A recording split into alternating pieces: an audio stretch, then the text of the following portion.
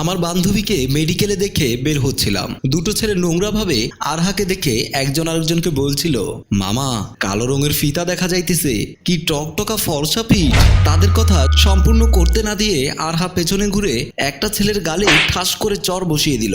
ছেলেটা গালে হাত দিয়ে আরহার দিকে রক্তিম চোখে তাকায়। আরহা রাগান্বিত হয়ে বলে, বাড়িতে আব্বা আম্মা নেই নাকি? শিক্ষা দেয়নি কেউ নাকি এতিম? নিজের বোনের দিকেও কি এরকম কুনজরে দেখেন? পাশে থাকা অন্য ছেলেটি বলল, ওর বাপ না হয়ে ওর জন্য টাকা খরচ করে শিক্ষা দেয়নি, তোর বাপ তো তোর পেছনে টাকা খরচ করে। রঙিন রঙিন ব্রা কিনতে পারলে বোরকা কেন কিনতে পারিস না? তোরা রাস্তায় উলঙ্গ হয়ে বের হবি আর আমরা ছেলেরা দেখলেই দোষ। আর এবার চড়া মেজাজ দেখিয়ে বলে, আমি বোরকা পরে বের হই বা উলঙ্গ বের হই তাতে তোর বাবার কি? তোরা উলঙ্গ হয়ে বের হয়ে দেখ, আমরা মেয়েরা তোদের দিকে তাকাতেও লজ্জা পাবো। পরিবারের শিক্ষা দরকার, এমন না যে আমি অশালীন পোশাকে বের হয়েছি। এই পোশাকেও যদি তোদের লালসা জেগে ওঠে তাহলে তোরা অসুস্থ মস্তিষ্কের মানুষ।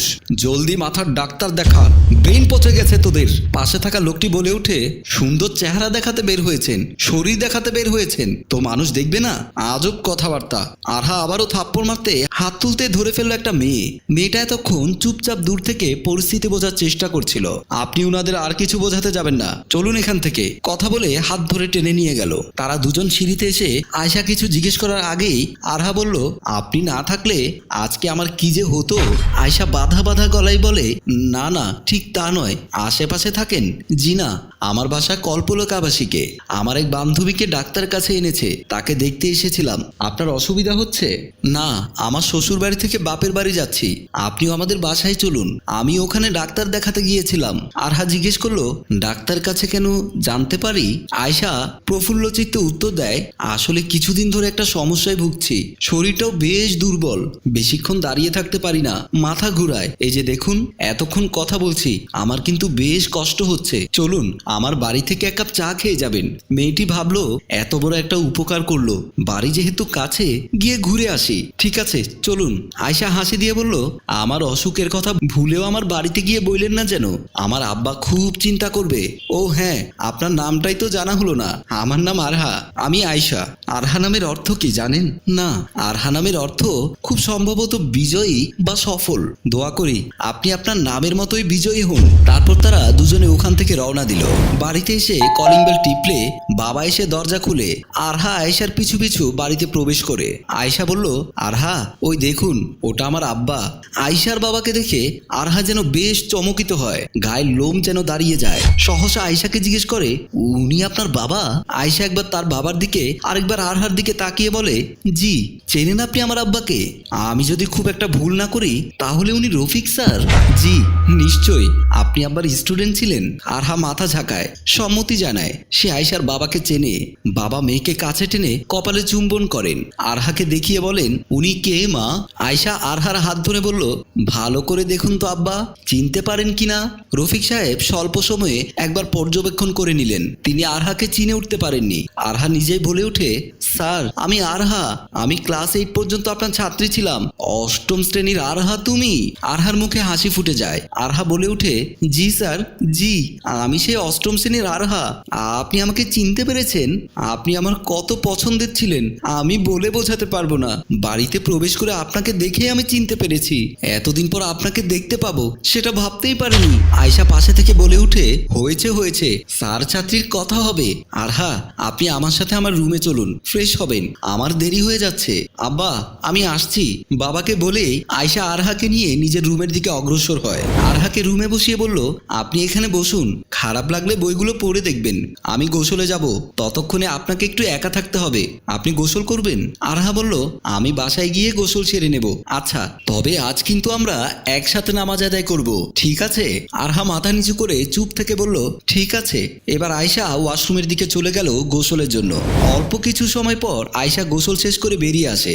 বারান্দার দিকে কাপড় শুকাতে দিতে যেতে বলে, আপনি অজু করে নিন, আমার রুমের বাহিরে বেসিন আছে, ওখানে মাথা মাসে পর্যন্ত করুন, আর ওয়াশরুমে গিয়ে পা ধুয়ে নিন। আরহা বলল, আসলে আসলে কথাটা বলতে সংকোচ বোধ করছে। আয়শা ততক্ষণে বুঝে গেল মুচকি হাসি দিয়ে। আরহার দিকে তাকিয়ে বলল, কি সমস্যা কোনো? রেড সিঙ্গেল নাকি? পিরিয়ড? হ্যাঁ সরি, আপনি এখানে রেস্ট নিন, নয়তো আমার আম্মার কাছে যেতে পারেন, উনি খুব মিশুক মানুষ। ততক্ষণে আমি নামাজটা পড়ে আসি। এইখানেই ঠিক আছে, আপনার সাথেই যাব, সমস্যা নেই।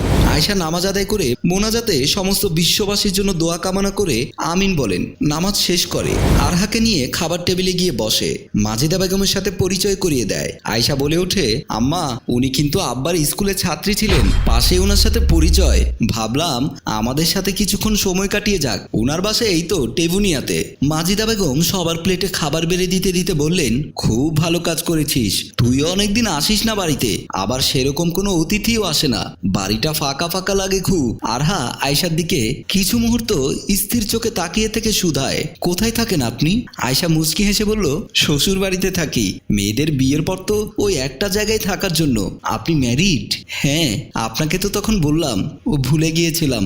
রফিক সাহেব ভাত এক লোকমা মুখে দিয়ে বললেন, আয়শার মা লবণ দাও তো। আয়শা বাবার দিকে রাগী দৃষ্টিতে তাকিয়ে তার মাকে বলে, আম্মা খবরদার লবণ দেবে না, কাঁচা লবণ ক্ষতিকর, মনে নেই? মাজেদা বেগম মুখ টিপে হেসে বললেন, তোর আব্বা নিজেই লবণ ভেজে নিয়েছে, তিনি লবণ ছাড়া খেতে পারেন না, বিকল্প পথ ঠিক বের করে নিয়েছে দেখছি, বলেই খাওয়া শুরু করে দেয় আয়শা। কিছুক্ষণ পর বাহির থেকে আয়শার ছোট ভাই রিয়ান আসলো। মসজিদ থেকে নামাজ আদায় করে বাসায় ঢুকলো। আয়শা রুমে ঢুকে বলল, আসসালামু আলাইকুম। আয়শা বলল, ওয়ালাইকুম সালাম, তোমার সাথে উনি কে? তুই চিনবি না? আচ্ছা ঠিক আছে, আমি রুমে যাচ্ছি। এ কথা বলে রিয়ান রুমে চলে আসলো। আরহা আয়শাদের বাসায় আসার পর থেকেই আয়শাকে এক নজরে দেখা যাচ্ছে। তার গায়ের রং টকটকা ফর্সা। গোসল দিয়ে যখন বের হয়েছিল তখন আরহা দেখেছিল আয়শার চুল ঘন কালো আর প্রায় হাঁটু পর্যন্ত।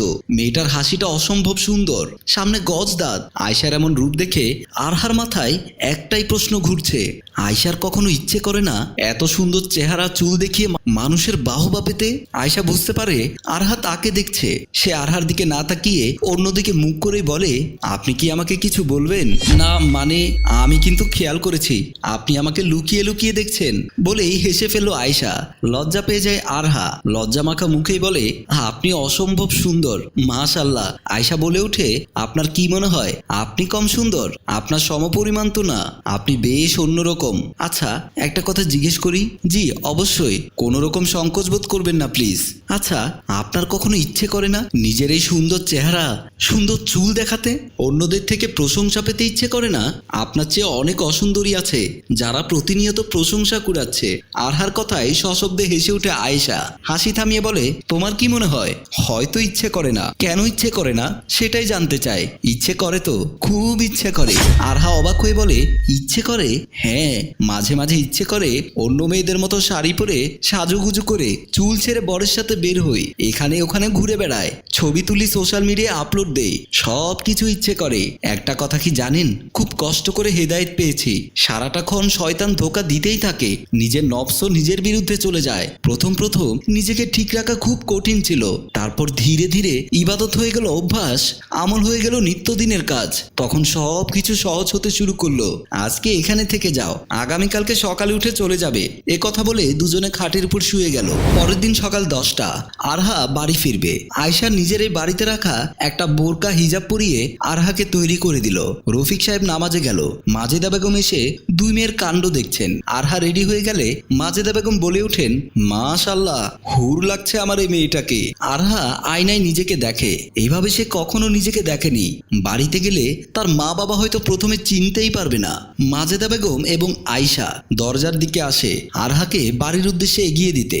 আরহা দুজনের কাছ থেকে বিদায় নেয়। সে জানায় কয়েকদিনের মধ্যে আয়শার সাথে সে দেখা করবে এবং এই বাড়িতে আবার আসবে। আয়শা কিছু মুহূর্ত চুপ থেকে বলল, আচ্ছা আমি আপনাকে একটা প্রশ্ন করব। জি করেন, বলুন তো। সব কিছুর শেষ কোথায়? আরহা কিছু ভাবলো আর তারপর বলল, মৃত্যু। আয়শা মুচকি হাসি দিয়ে বলল, আমি দোয়া করি আপনি খুব তাড়াতাড়ি হেদায়েত প্রাপ্ত হবেন। দ্বিতীয়বার দেখা হলে আপনাকে এর চেয়েও দৃঢ় ঈমানের সহিত দেখতে চায়। আপনার সাথে মাঝে মধ্যে আমলের প্রতিযোগিতা করতে চায়। বন্ধু হবেন? আরহা মুচকি হেসে বলল, ইনশাআল্লাহ। আপনার মতো আয়শা আমার মতো প্রতিটা মেয়ের জীবনেই আসুক। গল্পটি ভাবনা ও প্রযোজনায় মঞ্জুর মোর্শেদ, পরিচালনায় রেজাউল কবির চৌধুরী, ক্যামেরায় রিমন।